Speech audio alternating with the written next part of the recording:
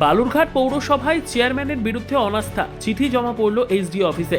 বালুরঘাট পৌরসভার চেয়ারম্যান অশোক মিত্রের বিরুদ্ধে অনাস্থা প্রস্তাব আনলেন তারই দলের 14 জন কাউন্সিলর। শুক্রবার ওই অনাস্থা প্রস্তাবের চিঠি বালুরঘাট মহকুমা শাসকের দপ্তরে জমা পড়েছে বলে প্রশাসনিক সূত্রে জানা গেছে। দলীয় সূত্রে জানা যায়, লোকসভা নির্বাচনের পর থেকেই শাসক দলের তরফে জানানো হয়েছিল যেসব পৌর এলাকায় নির্বাচনী ফল খারাপ হয়েছে সেখানে পৌর শাসকদের পরিবর্তন করা হবে। সেই অনুযায়ী উত্তরের একাধিক পৌরসভায় পরিবর্তন হলেও বালুরঘাট ও গঙ্গারামপুরে এতদিন তা কার্যকর হয়নি। অন্যদিকে বুনিয়াদপুরে গত মাসেই পৌর প্রশাসক পরিবর্তন করা হয়েছে। গঙ্গারামপুর পৌরসভার চেয়ারম্যান পদে রয়েছেন জেলার মন্ত্রী বিপ্লব মিত্রের ভাই প্রশান্ত মিত্র, তাকে এখনো সরানো হয়নি। একইভাবে বালুরঘাট পৌরসভায় চেয়ারম্যান অশোক মিত্রের বিরুদ্ধেও এতদিন সরাসরি কোনো পদক্ষেপ নেওয়া হয়নি বলে দলীয় মহলের একাংশের দাবি। শুক্রবার বালুরঘাট শহরে দলের কাউন্সিলররা একত্রিত হয়ে অনাস্থা প্রস্তাব আনেন বলে সূত্র মারফত জানা যায়। দলীয় সূত্রে দাবি করা হয়েছে, এই অনাস্থা প্রস্তাব দলীয় নির্দেশেই আনা হয়েছে। ঘটনাকে কেন্দ্র করে জেলায় রাজনৈতিক উত্তাপ ছড়িয়েছে। বিজেপির তরফে এই বিষয়টিকে তীব্র কটাক্ষ করা হয়েছে। এই বিষয়ে বালুরঘাটের মহকুমা শাসক সুব্রত কুমার বর্মন জানান, অনাস্থা সংক্রান্ত একটি চিঠি জমা পড়েছে, আইন অনুযায়ী প্রয়োজনীয় ব্যবস্থা নেওয়া হবে। কিছু আমি বলতে পারবো না, তবে এরকম একটা কানাঘুষা আপনাদের সংবাদপত্রের মাধ্যমে আমরা সোশ্যাল মিডিয়ার মাধ্যমে জেনেছি, খোঁজ খবর রাখছি, নজর রাখছি। আমি ঊর্ধ্বতন কর্তৃপক্ষের সঙ্গে কথা বলবো, রাজ্য নেতৃত্বের সঙ্গে কথা বলবো, ওনারা ব্যাপারটা ভালো করে দেখবেন। যেহেতু আমি 14 জন জমা পড়েছি কি একজন জমা পড়েছে আমি বলতে পারবো না।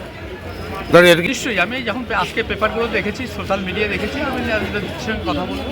ঊর্ধ্বতন রাজ্য বলে নয়, ঊর্ধ্বতন কর্তৃপক্ষের সঙ্গে, আমাদের দলীয় কর্তৃপক্ষের সঙ্গে কথা বলবো। দেখুন, এটাই আপনাদের কাছ থেকে আমি শুনেছি এবং একই জিনিস আমিও আপনাদের মাধ্যমেই এখনও জানতে পারছি। অফিসিয়ালি আমার কাছে দলীয় এই ধরনের কোনো নির্দেশ আসেনি বা অফিসিয়ালি আমি কিছু জানিও না। এটা আপনাদের কাছ থেকেই শোনা।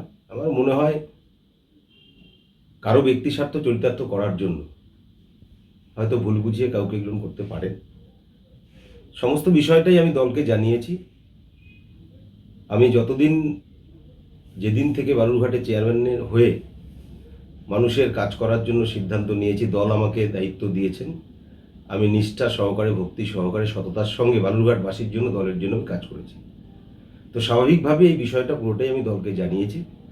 দল আগামী দিনে যে সিদ্ধান্ত নেবেন এবং দল যেভাবে আমাকে দিক নির্দেশ করবেন, আমি দলের একনিষ্ঠ সৈনিক হিসেবে আগামী দিনে সেইভাবেই নিজেকে সামিল রাখবো দলের জন্য। দেখুন, এটা পুরো ওনাদের মধ্যে গোষ্ঠীদ্বন্দ্ব। আর এই পৌরসভাটাই গঠিত হয়েছে দুর্নীতির উপর।